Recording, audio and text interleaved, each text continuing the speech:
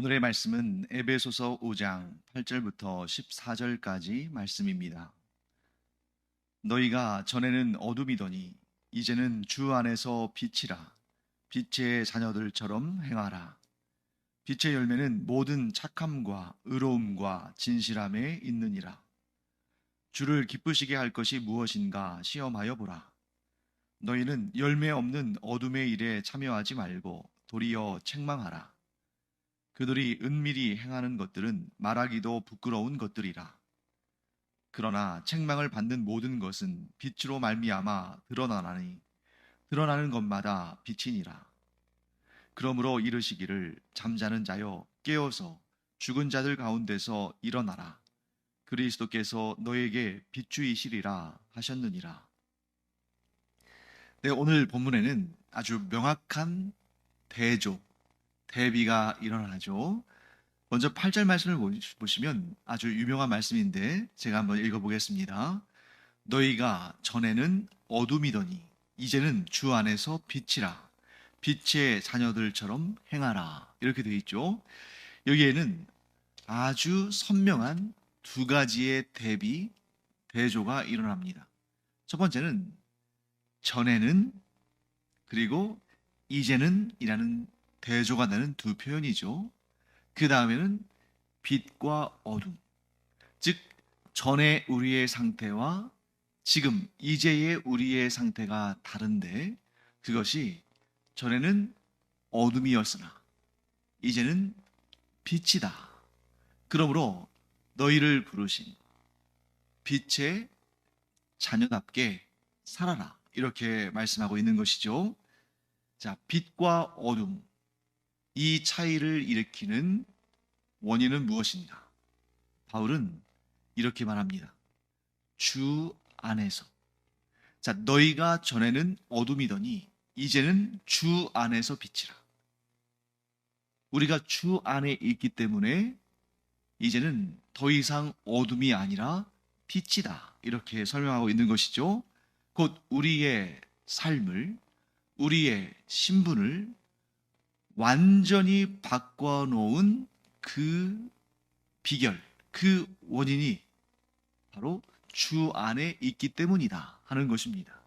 우리가 예수 그리스도 안에 있게 된 이후로 우리는 더 이상 어둠에 속한 자가 아니라 빛에 속한 자가 되었다. 즉 우리의 삶의 결정적인 변화가 주님으로 말미암아 이루어진 것이다. 이제 우리가 주 안에 거함으로 빛이 되었다. 이렇게 설명하는 것이죠. 이렇게 빛과 어둠을 이분법적으로 구분하는 이러한 세계관은 꼭 기독교에만 있는 것은 아닙니다. 빛과 어둠, 선과 악, 이런 이분법적 구도는 사실 인류의 보편적인 양상이죠. 그래서 인과 응보와 같은, 즉 원인이 있고 결과가 있는, 선한 것은 선한 열매를 거두고 악한 것은 악한 열매를 거두는 이런 선과 악의 또 빛과 어둠의 이분법적 구도가 기독교에서만 발견되는 것이 아니라 다른 종교들에서도 또 종교가 아닌 일반적인 사람들의 이러한 개념 속에서도 발견된다는 거죠. 그걸 통해서 우리가 뭘 할 수 있냐면 빛과 어둠의 대조가 실질적으로 존재한다. 실제로 존재한다는 거죠. 기독교에서만 빛과 어둠을 구분하는 것이 아니라 인류 보편적으로 빛과 어둠, 선과 악을 구분한다는 것 자체가 이 세상에 선과 악, 빛과 어둠의 예분법적인 구도가 실존한다는 것을 인류 스스로 증명하고 있는 것이죠. 그래서 대표적으로 이 빛과 어둠을 대조하는 그런 종교 중에 하나가 조로아스터교라는 종교가 있습니다. 종교에 관심 있으신 분들은 아마 들어본 적도 있으실 거예요. 조로아스터교. 이 조로아스터교는 페르시아의 전통적인 종교인데 이 페르시아의 후예가 바로 오늘날 이란이라는 나라죠. 그렇기 때문에 이란이라는 나라에 아직도 소수의 사람들이 이 조로아스터교를 신봉하고 있습니다. 이 조로아스터교가 주장하는 게 뭐냐면 이 세상은 빛의 세력과 어둠의 세력이 대치하고 있다. 대립하고 있다. 하는 거죠. 그래서 빛의 세력이 흥왕하면 어둠의 세력이 사그라들고 어둠의 세력이 커지면 빛의 세력이 쪼그라든다. 이것이 기본적인 개념입니다. 그래서 그들의 주장에 따르면 빛의 세력, 곧 빛의 신이 힘을 얻고 강해지면 이 땅에 평화가 깃들고 이 땅에 전쟁도 사라지고 재해도 사라지는데 어둠의 세력, 곧 어둠의 신이 힘을 키우면 이 세상에 전쟁, 재난, 가난, 문제들이 많이 일어난다는 거죠. 자, 이런 이분법적인 세계관과 기독교의 세계관이 얼핏 보면 비슷해 보이지만 거기에는 분명한 차이가 있습니다.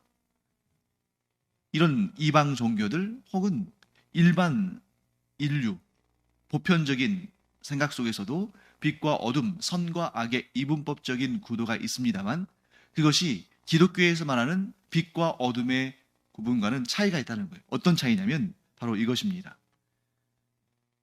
조로아스터교를 비롯해서 빛과 어둠, 선과 악을 이분법적으로 대조하는 그러한 세계관들 속에서는 빛과 어둠이 서로 싸워요. 그리고 이 빛과 어둠의 세력의 대립은 팽팽합니다. 그리고 긴장감이 있어요. 왜 긴장감이 있겠습니까? 빛이 이길지 어둠이 이길지 알 수 없으니까. 그러니까 사람들은 빛의 세력이 이기기를 바라지만 그러나 어둠의 세력이 또 이기는 경우들이 있기 때문에 안심할 수 없는 거죠. 두려운 거죠. 그런데 기독교의 세계관에 있어서 빛과 어둠의 대결은 항상 빛이 승리한다. 왜 그럴까요? 하나님께서 그렇게 행하시니까. 빛의 아버지이신 하나님께서 반드시 승리하시니까 어둠은 결코 빛을 이길 수 없다. 이것이 기독교의 세계관이죠. 그리고 실제로 역사상 어둠의 세력들이 발악을 하고 또 빛의 세력들을 공격하고 예를 들면 초대교회 시대에 빛의 자녀들인 기독교인들이 우리의 믿음의 선배들이 얼마나 많은 고초와 핍박과 고난을 당했고 또 심지어 수많은 사람들이 순교를 당했죠. 그러니까 일단 그런 상황에서 보면 어둠의 세력이 이기는 것처럼 보이지만 그러나 성경은 계속해서 이렇게 강조합니다. 반드시 빛이 승리한다. 지금 당장은 어둠의 세력이 강하고 어둠의 세력이 빛의 세력을 이기는 것처럼 보인다 할지라도 이 역사의 주관자이신 하나님께서 반드시 빛의 세력이 승리하게 하신다 라고 말씀하시는 겁니다. 예수님께서 십자가에 달려 돌아가실 때, 그 고난 가운데 계실 때 어둠이 빛을 이긴 것처럼 보이지만 그러나 그 십자가의 죽으심이 곧 그 저주스러운 죽음, 빛이 어둠에 패하는 것처럼 보이는 그 자체가 하나님의 반전이었던 거죠. 어떤 반전입니까? 어둠의 세력을 완전히 꺾으시는 하나님의 대반전의 역사였다는 겁니다. 아마 그때 어둠의 세력, 곧 사탄과 죄와 사망의 권세는 자신들이 이긴 줄 알았을 거예요. 하나님의 아들, 곧 빛의 주님이신 예수 그리스도께서 이 땅에 오셔서 그 어둠의 세력에 죽임을 당했으니 당연히 그 어둠의 세력의 우두머리인 사탄 그리고 죄와 사망의 권세는 자신들이 이긴 걸로 생각하겠죠. 하지만 하나님께서는 거기에서 놀라운 반전의 역사를 이루시는데 그게 무엇입니까? 그 십자가의 죽으심, 십자가의 보혈로 악의 세력, 어둠의 세력을 다 물리치시고 승리하시는, 어둠의 세력의 입장에서 보면은 빛이 완전히 패배한 것처럼 보이는데 도리어 그 패배가 그들이 보기에 패배처럼 보였던 것이 그 어둠의 세력을 도말하는 하나님의 놀라운 역사였다는 것입니다. 그래서 예수 그리스도의 그 십자가의 죽으심으로 죄와 사망의 권세가 꺾였고 사탄도 완전히 패배한 것입니다.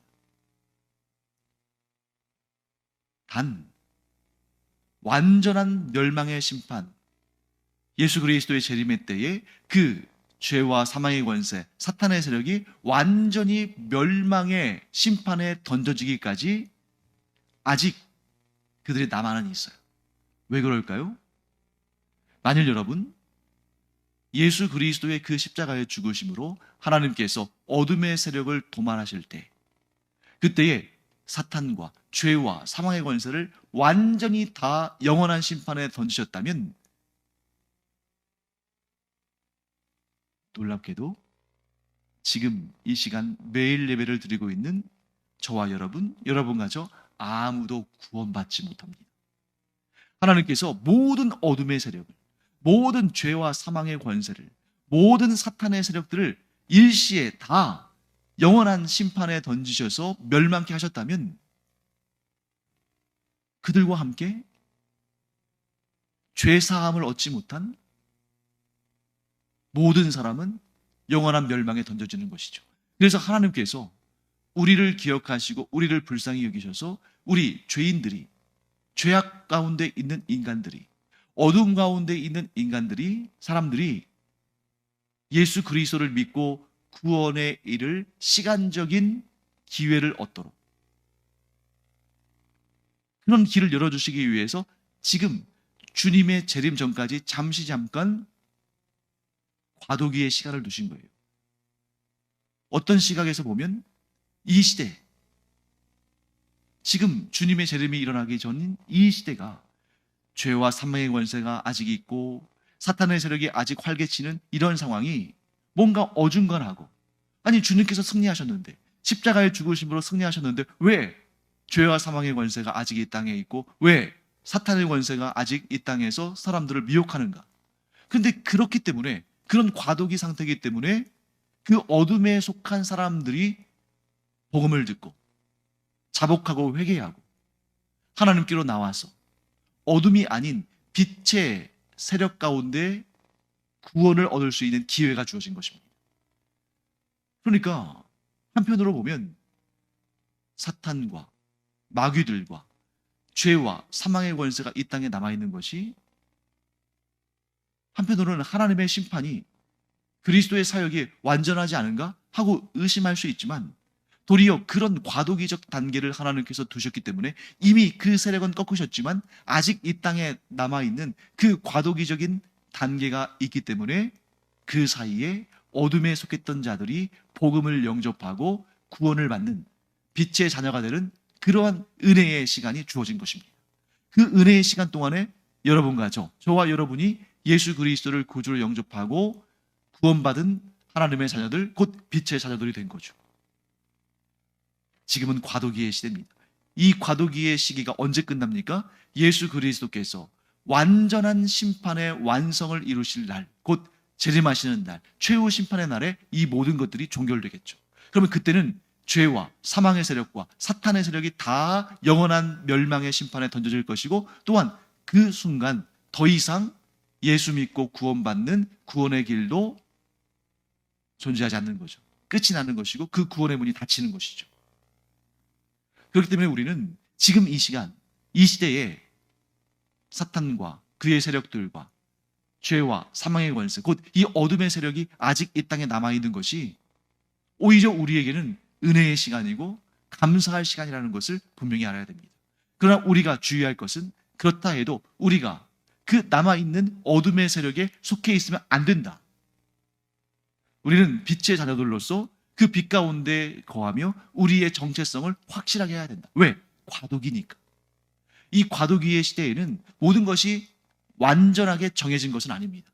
예수 그리스도께서 재림하셔서 새하늘과 새 땅을 완성하실 그때에는 더 이상 변화나 변경이 존재하지 않습니다. 정해진 것입니다. 하지만 그 전까지는 우리가 빛에 속할 수도 있고 어둠에 속할 수도 있고, 우리가 구원을 이룰 수도 있고 구원을 이루는 일을 실패할 수도 있고, 이 땅에 알곡도 있고 가라지도 있고, 그런 이 과도기 시대이기 때문에 우리는 더욱 열심히, 더욱 확실하게 내가 구원받은 하나님의 자녀요, 빛의 자녀들이요, 빛에 속한 자들임을 드러내고 증거해야 한다는 것이죠. 그것을 지금 오늘 본문에서 설명하고 있는 것입니다. 그래서 우리가 빛에 속한 사람들이라면 당연히 이런 열매를 맺어야 한다 하고 얘기하는 거죠. 9절과 10절 말씀입니다. 빛의 열매는 모든 착함과 의로움과 진실함에 있느니라. 주를 기쁘시게 할 것이 무엇인가 시험하여 보라. 자, 빛에 속한 자들은 모든 착함, 뭘 의미할까요? 모든 일에, 즉 착한 일이 많고 악한 일이 조금 있고 이 정도를 허용하시는 것이 아니라 빛에 속한 빛의 사람들은 모든 일에 착한 것, 의로운 것, 진실한 것을 추구해야 한다는 것입니다. 왜? 그것이 빛의 열매니까. 내가 어둠에 속하지 않고 빛에 속해 있음을 증명하는 가장 확실한 방법. 내가 생각하고 말하고 행동하는 모든 것들이 착함과 의로움과 진실한 모습을 보여야 한다는 것이죠. 10절 말씀, 주를 기쁘시게 할 것이 무엇인가 시험하여 보라. 여러분, 하나님을 기쁘시게 하는, 우리 주 예수 그리스도를 기쁘시게 하는 일이 무엇인지를 시험하여 보라. 사실 우리 이 시험이란 단어가 우리가 듣기에는 좀 그 어감이 좋지 않죠? 뭐 예를 들면 이런 거잖아요. 아니, 우리가 감히 어떻게 하나님을 시험할 수 있을까? 우리가 감히 어떻게 우리의 주님 예수 그리스도를 시험할 수 있을까? 우리가 감히 어떻게 우리 안에 내주하시는 성령을 시험할 수 있을까? 근데 여기에서 시험은 걸려 넘어지게 하는, 실족하게 하는 그런 사탄의 시험과 같은 시험이 아니라 확인이라는 개념을 가지고 있습니다. 명확히 알기 위해서 달아보고 확인하는 것. 뭘 확인하라는 거예요? 너희가 빛의 자녀답게, 빛의 사람들답게 모든 일에 착하고 의롭고 진실되게 살아봐라.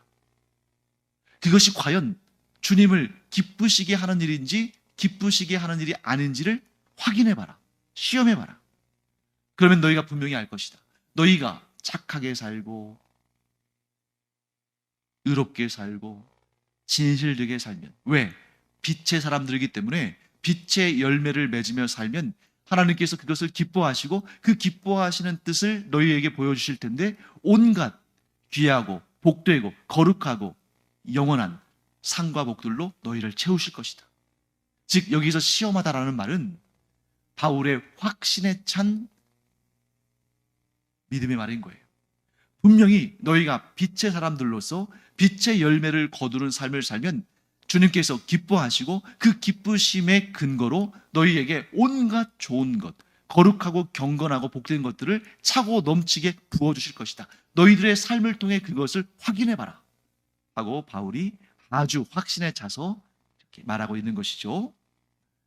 자, 그 다음에 빛의 열매가 있다면 그 반대가 되는 어둠의 열매가 있겠죠. 곧 이 어둠의 열매는 그리스도인이 예수 그리스도를 구주로 영접하기 이전에, 곧 어두운 삶을 살 때, 어둠에 속해 있을 때에 살았던 그 삶의 방식들을 설명하는 겁니다. 11절과 12절이죠. 너희는 열매 없는 어둠의 일에 참여하지 말고 도리어 책망하라. 그들이 은밀히 행하는 것들은 말하기도 부끄러운 것들이라. 자, 어둠의 열매. 그건 뭡니까? 11절 말씀에 이렇게 되어 있죠. 열매 없는 어둠의 일. 자, 어둠의 열매가 있다고 했는데 열매 없는 어둠의 일. 뭐겠어요? 네. 하나님께서 기뻐하시는 열매가 없다는 거죠. 그리고 영원한 심판으로 달려갈 수밖에 없는 그런 열매를 맺는다는 거죠. 근데 그 일이 뭐냐? 구체적으로 12절에서 이렇게 설명하죠. 그들이, 즉 어둠에 속한 자들이 은밀히 행하는 것들은 말하기도 부끄러운 것들이다. 즉 어둠에 속한 자들이 열매라고 내놓는 것들이 정말 말하기도 부끄러운 것들이다. 그럼 그게 뭘까요? 궁금하죠. 느닷없이 이 얘기를 하는 것이 아닙니다. 앞에서 바울이 이미 자세히 설명했어요. 무엇입니까? 에베소 교회 성도들에게 너희가 음란한 것들을 버려라. 음행도, 음란한 말들도 너희에게서 다 버려라. 왜? 그것이 바로 어둠에 속한 일들이니까. 너희가 예수 그리스도를 구주로 영접하기 전에, 곧 어둠에 속했을 때에 그런 일들을 했다. 너희도 어둠에 속한 사람들이었기 때문이다. 그런데 이제는 더 이상 그런 일을 해서는 안 된다. 왜? 그런 것들은 말하기도 부끄러운 것들이다. 곧 너희가 영적으로 음행을 한 일, 곧 우상을 섬긴 일, 또 그러면서 우상을 섬기면서 육체적으로도 음행을 행하면서 그것이 죄인지도 하나님을 근심하게 하는 일인지도 모르고 했던 일들, 또 육체로 직접적으로 음행을 하지 않았다 할지라도 너희들의 말로 혹은 너희들의 생각으로 음란하고 더럽고 추악한 것들을 생각하고 말한 모든 것들, 이제는 버려라. 그것은 어둠에 속한 것이다. 빛에 속한 자, 곧 하나님의 자녀요 예수 그리스도 안에 거하는 자들은 이런 일들을 하지 않는다. 사랑하는 성도 여러분, 우리가 어떤 죄를 지어도 하나님께 진실되게 자복하고 회개하면 하나님 용서하십니다. 하지만 그런 죄를 짓는다는 것 자체가 우리가 온전히 빛의 삶을 살지 않고 있다는 것을 드러내고 있는 거죠. 그러니까 여러분, 우리는 죄를 지은 다음에 하나님께 회개하면 되지 뭐 이러한 아니란 생각을 해서는 안 되고, 내 삶에서 최대한 내가 할 수 있는 모든 힘을 동원해서 어둠에 속한 일을 행하지 않고 빛에 속한 일을 행하는 그런 삶을 살아야 한다는 거죠. 이것이 성도의 마땅한 본분이다. 꼭 기억하기를 바랍니다. 그러면 빛으로 사는 삶 어떻게 살아야 할 것인가? 13절과 14절이 설명하고 있죠. 그러나 책망을 받는 모든 것은 빛으로 말미암아 드러나나니 드러나는 것마다 빛이니라. 그러므로 이르시기를 잠자는 자여 깨어서 죽은 자들 가운데서 일어나라. 그리스도께서 너에게 비추이시리라 하셨느니라. 자, 무슨 말씀이냐면 책망을 받는 모든 것, 즉 하나님께서 책망하시는 일, 그런 것들은 빛으로 말미암아 드러나게 되어 있다는 겁니다. 감출 수 있는 것이 아무것도 없다는 거죠. 그리고 13절 말씀 후반부를 보시면 이런 표현이 있습니다. 드러나는 것마다 빛이니라. 이 조금 번역이 좀 어려워요. 뭐 잘못했다고 말하기보다는 좀 어렵게 되어 있습니다. 자, 책망을 받는 모든 것은 빛으로 말미암아 드러나나니. 여기까지는 뭐 이해하는데 큰 어려움이 없죠. 그런데 드러나는 것마다 빛이니라. 이게 왜 어렵냐면, 자, 책망을 받는 것이 빛으로 말미암아 드러난다고 했잖아요. 그러면 그 드러나는 것은 좋은 것입니까? 나쁜 것입니까? 나쁜 거죠. 책망받는 거죠. 빛에 의해서 드러나는 어둠의 일들이죠. 그런데 드러나는 것마다 빛이니라. 그렇게 해서 드러난 악한 일들이, 어둠의 일들이 빛이다. 말이 안 되잖아요. 번역을 좀 잘못한 거라고 볼 수 있죠. 그러면 어떻게 번역해야 되냐면, 드러나는 것마다 빛이니라 라는 번역은 이런 뜻입니다. 모든 것을 드러나게 하는 것은 빛이다. 곧 빛이 모든 것을 드러나게 하니까 변명할 수 없다는 거죠. 자, 그런 의미에서 우리가 13절 말씀을 이렇게 해석할 수 있겠죠. 너희에게 책망받을 만한 일이 있다면 빛이 그것을 드러나게 하실 것이다. 빛이 모든 것을 드러나게 하므로 너희가 변명할 수 없다. 그러니 너희가 그 빛에 의해서 책망받을 일들이 드러나지 않도록 너희가 늘 깨어있어라. 너희가 만일 그 불의한 자들과 함께 하면서 그런 어둠의 일들을 계속하면 너희는 죄로 말미암아 죽은 자들과 함께 있는 것이고, 그런 너희들의 영적인 상태는 잠들어 있는 것이다. 그러니 너희들 깨어나라. 그리고 너희의 그 빛을 세상에 비춰라.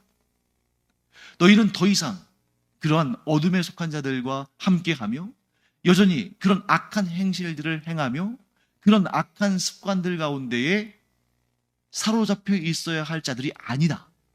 그러므로 너희가 영적으로 깨어나서 그런 일들을 다 단절하고 더 이상 그런 악한 일들, 그 어둠의 일들을 하지 말고 이제는 깨어있는 그리스도인으로서 너희들에게 하나님께서 명하신 대로 그 빛을 세상에 비추어라.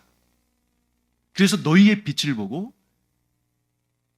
어둠에 속한 자들이, 그 빛으로 나와서 너희와 같이 영생의 구원을 얻는 그 일을 너희들이 감당해야 된다 하고 권면하는 것입니다.